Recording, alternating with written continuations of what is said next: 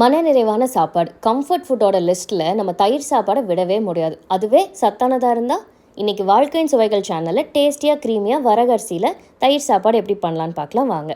நான் இங்கே 1 கப் வரகரிசி எடுத்திருக்கேன். இது ஒரு 10 நிமிஷம் ஊறினா போதும். 1 கப் அரிசிக்கு 5 டம்ளர் தண்ணி வச்சு அப்படியே கொதிக்க வச்சு எடுத்துக்கிறேன். 20 மினிட்ஸ் ஆகும்.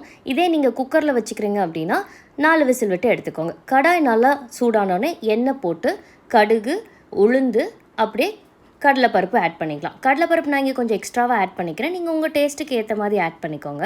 இடித்த இஞ்சி போட்டு நல்லா வணக்கினதே ஒரு நீட்ட வாக்கில் பச்சை மிளகாய் ஆட் பண்ணிக்கிறோம். 1 கப் வெங்காயம், கூடவே கருவேப்பிலையும் கொத்தமல்லியும் போட்டு சூப்பராக வணக்கி எடுத்து வச்சுக்கலாம். சாப்பாடு இங்கே நல்லா குழஞ்சி ரெடி ஆயிடுச்சு. நான் இங்கே 2 டேபிள் ஸ்பூன் பால் ஊற்றிக்கிறேன். நீங்கள் லஞ்ச் பாக்ஸ்க்கு பேக் பண்ணுறீங்க அப்படின்னா பால் இன்னும் கொஞ்சம் எக்ஸ்ட்ராவாக சேர்த்துக்கோங்க. கூடவே 1 கப் தயிர்.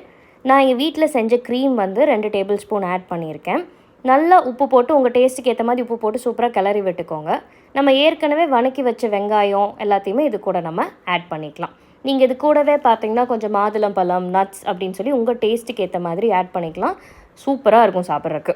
நான் இங்கே வரகரிசி யூஸ் பண்ணியிருக்கேன். ஆனால் சாமை, குதிரைவாலி, கம்பு, திணை அப்படின்னு எல்லாத்துலேயுமே இதை நீங்கள் ட்ரை பண்ணலாம். டேஸ்ட்டு சூப்பராக இருக்கும். ஃபைனலாக பார்த்தீங்க அப்படின்னா இதை நல்லா கிளறி முடித்த உடனே நல்லா தேங்காய் எண்ணெயில் கொஞ்சமாக ஜீரகம் போட்டு சூப்பராக கிண்டி எடுத்துட்டிங்கன்னா அருமையாக க்ரீமியாக ரெடி ஆயிரும். இந்த மாதிரி ஹெல்த்தியான டிஃப்ரெண்ட் ரெசிபிஸ் பார்க்குறக்கு நம்மளோட சேனலை சப்ஸ்கிரைப் பண்ணுங்கள், லைக் பண்ணுங்கள், ஷேர் பண்ணுங்கள், கமெண்ட் பண்ணுங்கள்.